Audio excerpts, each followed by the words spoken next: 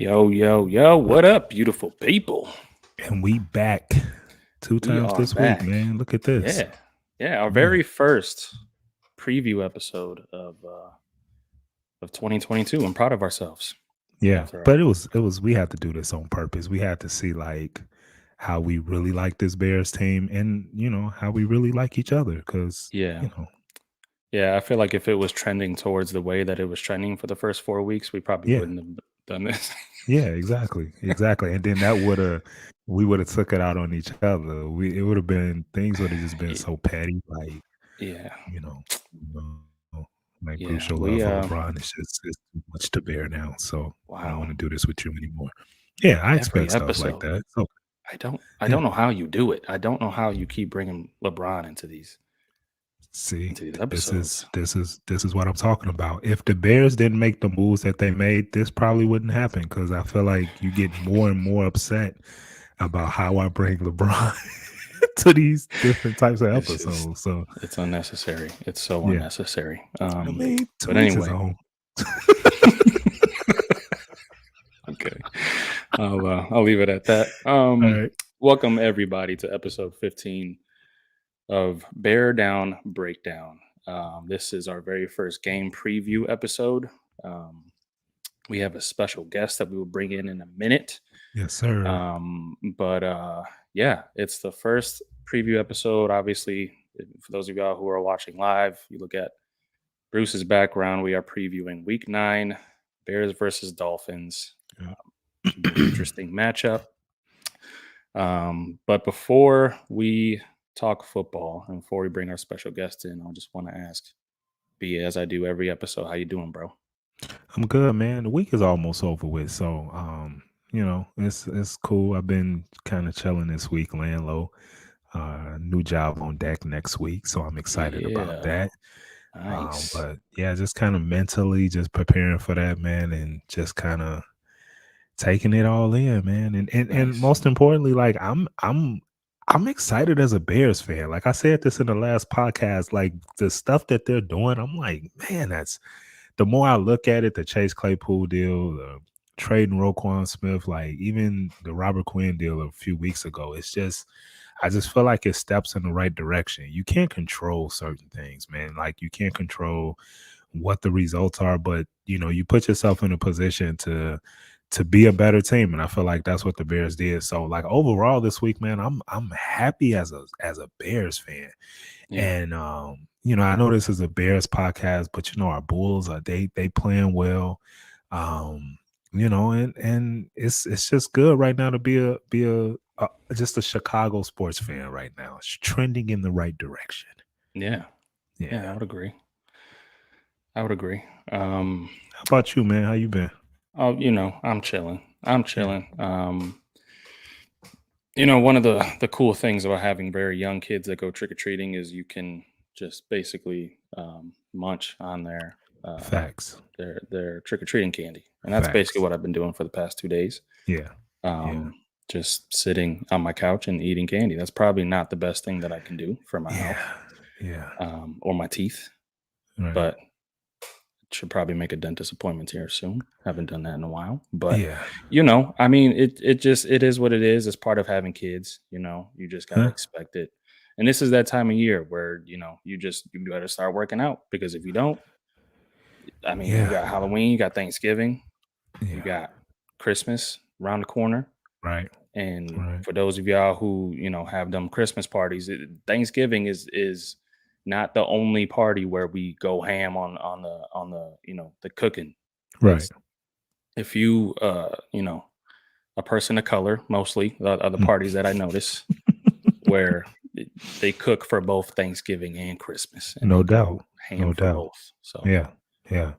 yeah, I gotta. Yeah, man. I'm trying to stay in shape, bro. Like I'm back into my running now. But one thing I realize is my knees is not the same like they were Uh years oh, uh back oh, when I first started this. So yeah. Be to your careful, point, B. man, it's important to work out, but the body just react differently, man. Yeah, especially when you get as old as you. Well, like, Let's bring in okay. our This special is guest. crazy segue, Uh, but go ahead. All right. Let's bring in our special guests and let's talk some sport ball. Let's do it. You know what? I'm just gonna bring him in the studio before I. Yo, what it do, What's happening? What up, Mike? Mike? I mean, Can we get the before you Bruce speak- rap going again? Oh yeah, Ooh. you know what? Wow, Yo, y'all don't do that's this. throwbacks. That's Don't do throwbacks. it. If you know, you know what Mike is talking about right there. Yeah. That's back in early off the bench. That was off the No bench, right? doubt. That's when we were doing that. Hey, you know what? It don't even matter. Like Mike done stirred up something in me. Don't get me started, man. Mike, don't get me started, bro. Oh man. All right. Well, before we get into anything, I just want to make sure I give you the proper intro, Mike. So, for those of y'all who don't know, Mike writes for the Dolphins Wire. He covers the Dolphins. That's obviously why we're having him on today. But he's also a very good friend of mine, very good friend of the podcast. We go way back to shout out to Per Sources, the very first, I guess, outlet that I had for any kind of sports content. I was writing for Right. a site called Per Sources for Chicago sports. Mike was the main guy to put me on for that. And he's the biggest Patriots fan, Boston fan, I guess I should say, that I know.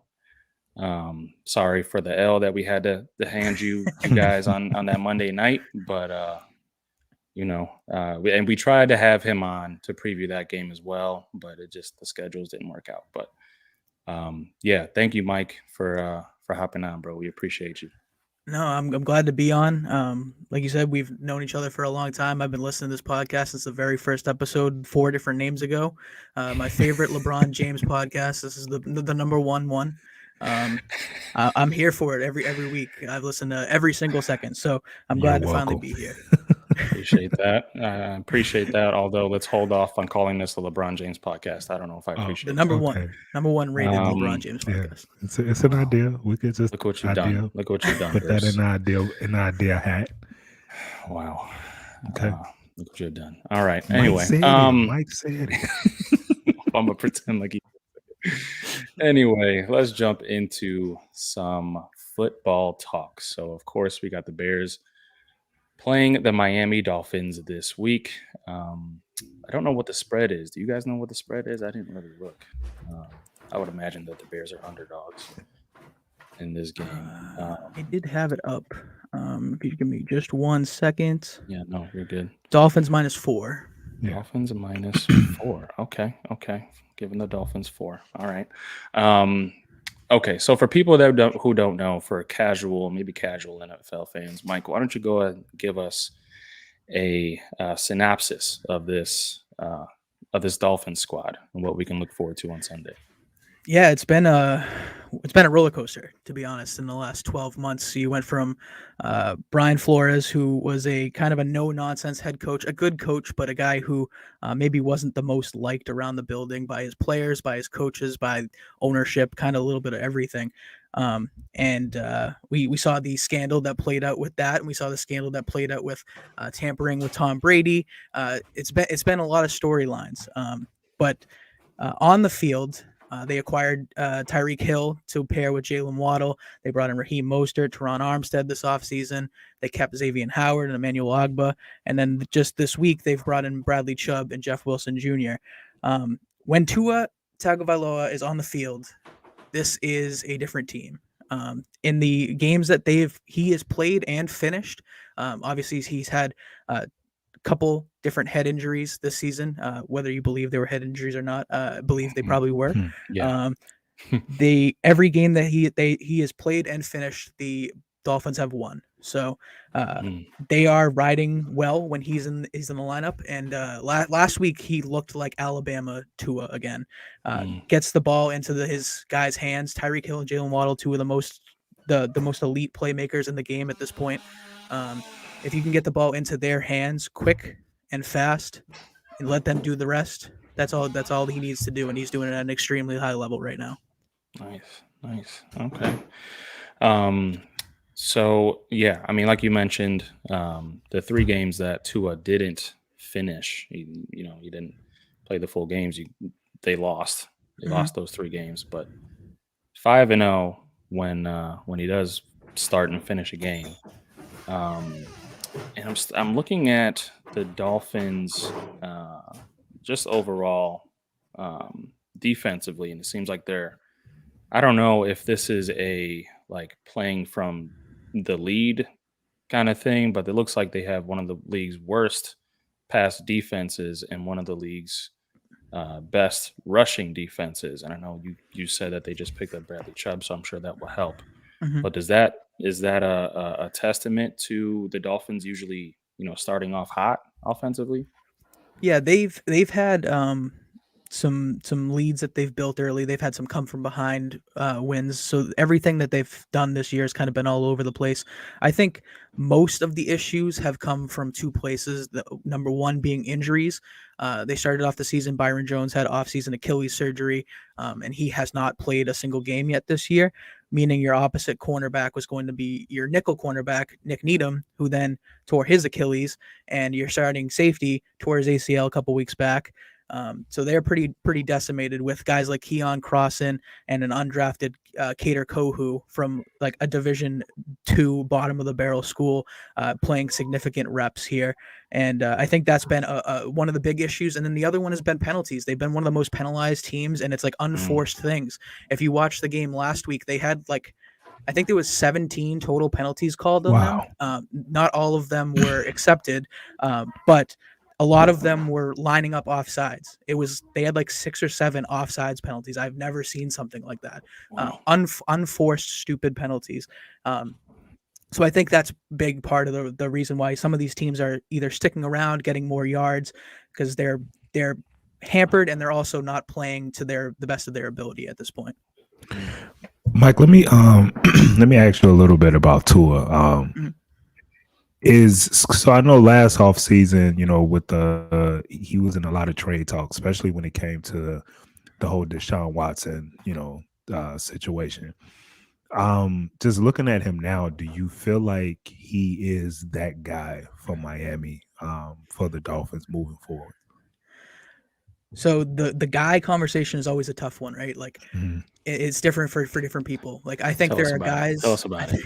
I think there are guys you Right. can win with, and there are guys you can win because. I think Tua might be a guy you can win with. I don't know if you win because of. Like I said, he's playing in a scheme that really benefits quarterbacks. We saw it work with Jimmy Garoppolo back in San Francisco. This is a scheme that allows for the running backs to do a lot of the work and getting the ball into their playmakers' hands quickly. And Tua is doing a great job with that. When things break down, when the offensive line isn't blocking perfect, it becomes a little bit more of an issue. He doesn't have that elite arm or the elite speed that some of these other guys have. His best attribute is his decision making and his ability to get the ball out quick.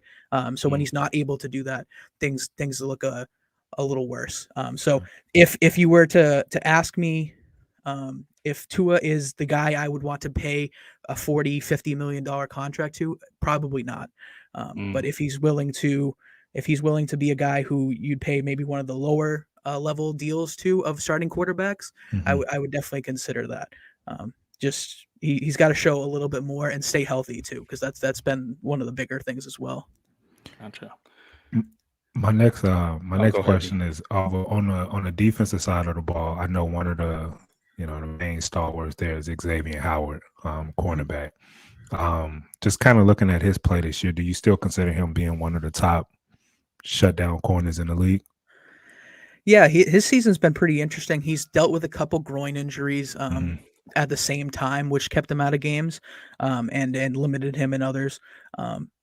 I think when he's healthy and when he's right, I still think he's one of those guys. He's one of the top 3-5 cornerbacks in the league. Once you start getting up there in age, as Right. he's gonna start doing in the next few years, it's gonna be much more of a question. But I think if you're in a position where you have a cornerback that you trust on the opposite side of him, I think you're in a real good shape, and he should be able to limit most wide receivers that he ends up playing against. Yeah. It just seemed like he's 29, so it felt like that went by really fast, So Yeah. he is getting that 30 and up age bracket for them cornerbacks, so that is difficult. I feel like It's that's always like, scary. oh, go ahead. Just saying, it's always scary when once you see that 30 number approaching, even Mhm. though it's nothing for everybody else out in the real world. Right. But especially when you're trying to cover guys and you're covering Rashad Bateman on a slant and he ends up taking it 75 Right. yards because he's Yeah. just that fast and you're Right. Yeah. 29 dealing with injuries. Right. Yeah. And I feel like the conversation with cornerback is just, it changes every year. There's like a Mhm. best corner in the league every single year.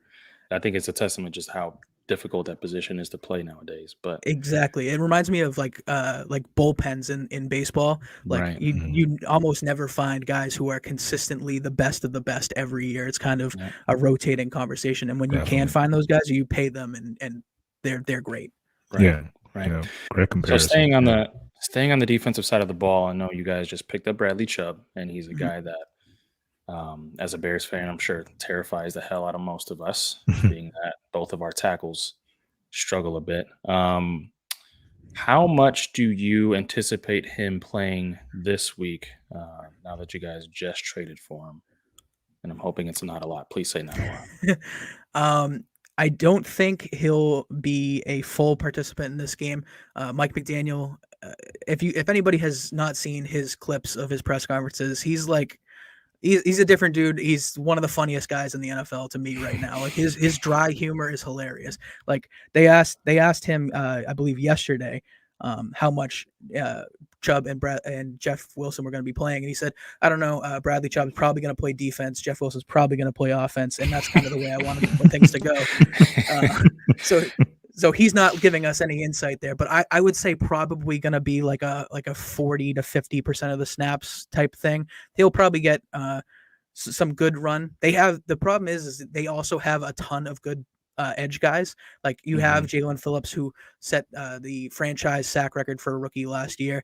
You have Emmanuel Ogbah. Christian Wilkins can play a little bit on the edge. Andrew Van Ginkel's kind of this role player. Melvin Ingram has come out of nowhere again to be pretty solid. So they got all these names, and you don't really need to throw him into the fire right away, especially after you give him a giant contract extension. Let him kind of work his way into things. Definitely. Gotcha.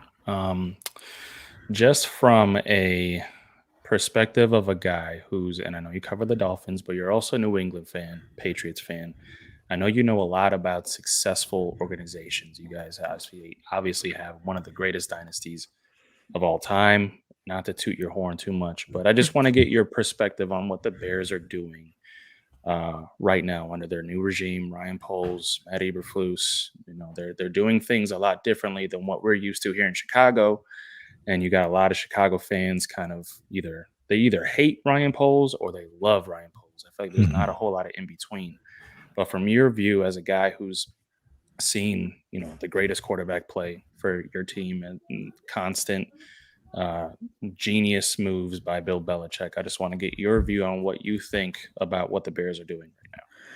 Yeah, I mean, it seems like he's taking a deliberate approach, maybe a little bit slower than people would like him to take things. And obviously, it's year one, so if you expected fireworks right away, that's kind of a crazy thing to expect. But I think I think Ryan Poles and Matt Eberflus are building something there, and if you can start stockpiling some picks, start using some of these, and getting some good young talent. I know you guys got a few rookies this year that have been solid, a few that maybe have been a little disappointing. I think there's things that you can build upon there. Now, if you're going out and trading for N'Keal Harry's all the time, maybe not something we want to do. but if you can get a guy like this Chase Claypool trade, I love that deal for them, to be honest, because that's a position of need, and it's a guy who has shown something in the past. You didn't give up an arm and a leg to go get him, and you're going to have him for a little bit at least. I think that's the type of move that you want to see this team making. It's taking those risks, but calculated risks. And I think Ryan Poles has shown, at least through this first few months of his tenure, that he's at least somewhat competent. And I think you guys probably needed that after how things ended with the last regime. Yeah, definitely. Yeah, for sure. You got anything, B? No, man. I'm kind of switching back to the Dolphins a little bit. The impact of Tyreek Hill to go along with Wall, Jalen on the other side. That is a dynamic 1-2 punch when it comes to wide receivers. Talk about the talk about a little bit about just the energy that he brings. Tyreek Hill, like that swag. Like you haven't seen that swag in with the Dolphins in a very long time, but it just seemed like this year he's kind of brought that to that team. Talk a little bit about that. Definitely, he's been worth every single trade. The picks that they gave up for him, the money that they gave up for him, he's been every bit worth that price, because what he's doing on the field, he's currently on pace to break Calvin Johnson's single season receiving yards record. Mhm. Yes, it's one more game, so it's a little bit iffy, but he's on pace to do some very impressive things. And then off the field, he's showing up to practice every day, and his teammates, his coaches are all saying it. He is showing every single person in that locker room what you need to do to work to be one of the best wide receivers in the game. And yes, Tyreek Hill has the God-given speed and that natural athleticism, but he's also working at his craft, and he's going in there every day like he's that sixth-round pick still coming in and still trying to earn a spot Right. on special teams. And if you can get a guy to show that to your Jalen Waddles, your Eric Ezukamas, your River Craycrafts, Trent Sherfield, Cedric Wilson, all the way down the depth chart, like that is uncoachable. Like that is stuff that having that instilled in you from your own teammates, it speaks way more than seeing that from having your coach just say, "Hey guys, this is what we want you to do." If you're a star making $30 million and you're out there doing it, guys are going to want to go be out there and replicating that same thing, because they see this is how you become one of the best wide receivers in the league. This is how you get paid $30 million. He's been worth every penny that they've given him so far. It's been a real culture shift having him in the locker room. Yeah. I'm hoping that the Bears could find them a Tyreek Hill, even if it's in the tough to find. draft. Yeah, I know. But yeah, that's good stuff, man. B, you got anything else? Any other questions? Any other concerns? No, we got to bring Mike back. We got to get him back on the show. We got to do a full show with Mike, man. He's Definitely. very knowledgeable when it comes to just football in general. Like I follow him on Twitter, on social media, and not just with the Patriots and the Dolphins, but just overall, his football IQ is very smart. So we got to definitely have him back on the show. Yeah, Appreciate no that. doubt. And one of the best writers that I know out there. Thank you. I don't know many writers out there. You are the best writer that I know out there. But yeah, you're a beast at what you do. We appreciate you hopping on, bro. Go follow Mike. Follow Mike on Twitter, Mike_Masala. Correct? Do I have Correct. that Yep. correct? Yes, sir. Yeah, go follow him on Twitter. He's a great NFL follow. Like I said, huge Patriots fan. Also has his own podcast, Moving the Goalpost. And do I have that correct as well? Yes, sir. Moving the Goalposts. Go subscribe to his podcast. And he puts out great stuff about the Dolphins on the Dolphins Wire. So great stuff, man. Thank you for hopping on. We appreciate you. Yeah. And No just before problem, and before you go, man, like I just think the greatest contribution that he made to the show today was the idea that we should have a LeBron James podcast. I think that's genius. And Eli, I think off the air, that's something we need to talk about, man. So Mike, I appreciate you for that, bro. I may be editing all of that out. on the audio version. The one thing I want to say before I leave, you guys used to do a segment talking about giving people their flowers, and I just want to talk about you guys real quick.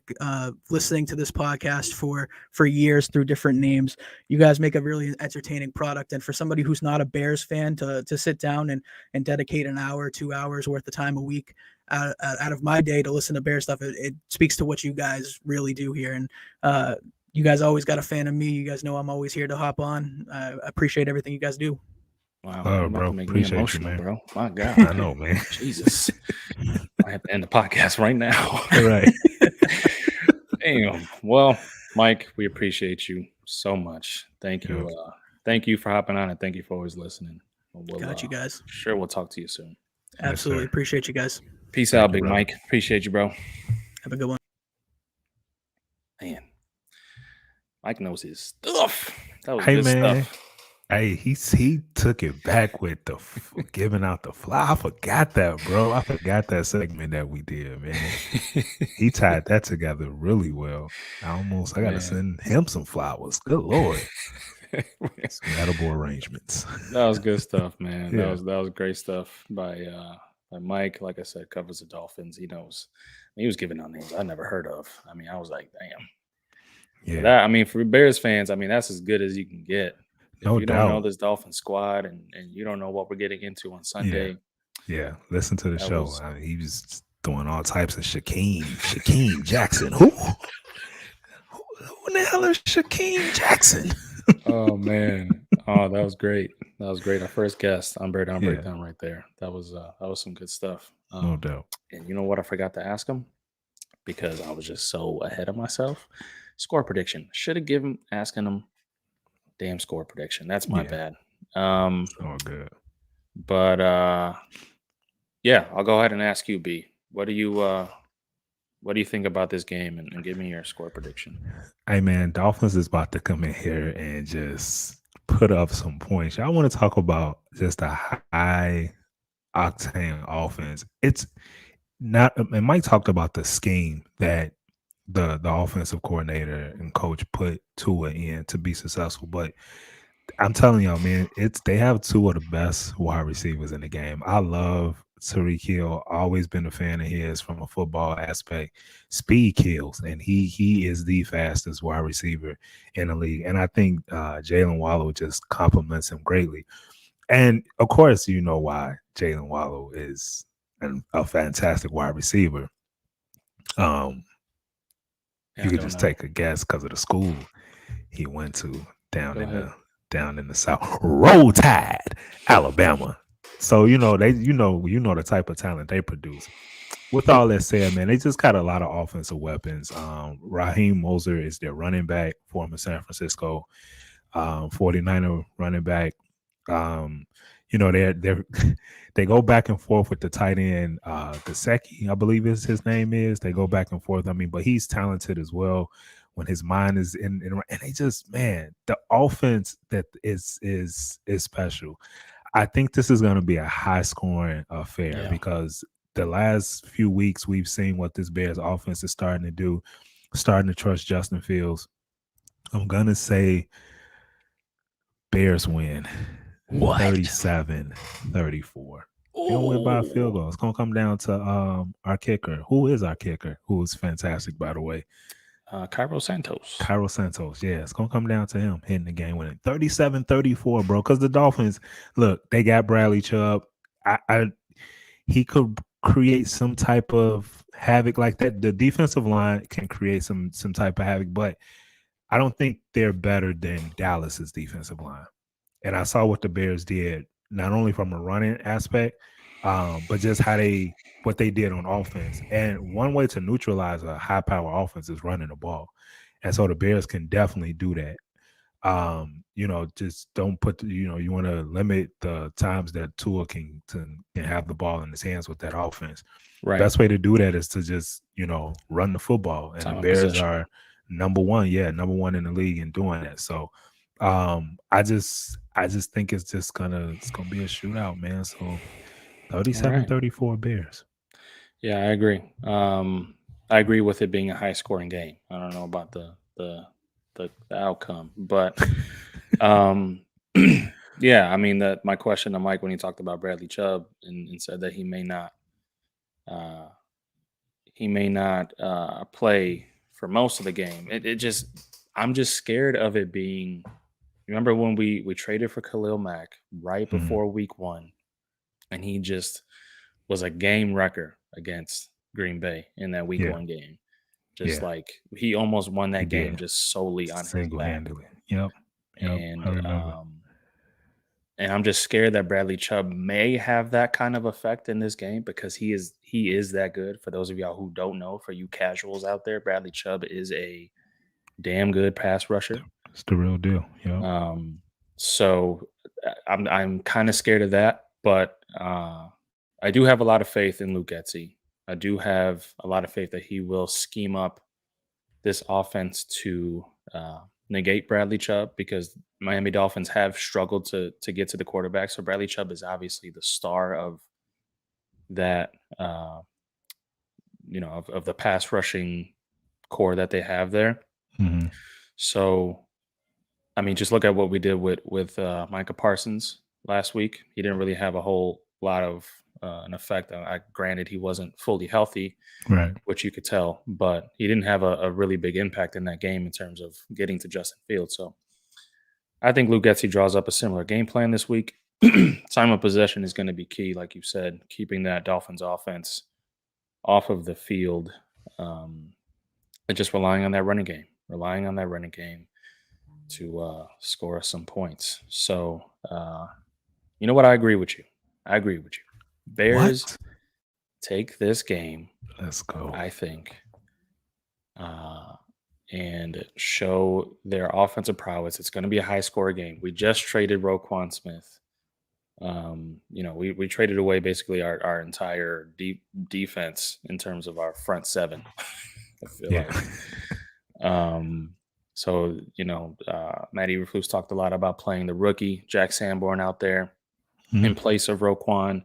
Uh-oh. So yeah. Uh-oh. I like Jack Sanborn, but a rookie going out there against that explosive offense. Yeah. It's going to be interesting. So yeah, I think both teams put up a whole lot of points on Sunday, and I'm going to say Bears win 34-31. Field goal. I completely agree with you there. I think it's going to come down to Bears needing a field goal to win this game. Yeah. So yeah. Bears get the dub. Hopefully. Let's go. We'll see. And we say that watch is gonna be like 7-5. Yeah. I've been pretty good with my predictions this year. You have. Hopefully it sticks to it. We'll see. Yeah. We'll see. And our guy Jeremy agrees with us, I should say. He thinks the Bears get the dub. Let's go. We'll see what happens. Yeah, we want to thank everyone for hopping on. This was our first preview show. We want to thank, obviously, Big Mike, for hopping on as a guest. He was our first guest of the show. It only took us 15 episodes to get a guest on here. That's all. And yeah, thank you for everyone who listened, via audio. We appreciate you too. And as always, we will talk to y'all on Monday after the game. Let's get the dub. Sir. Peace.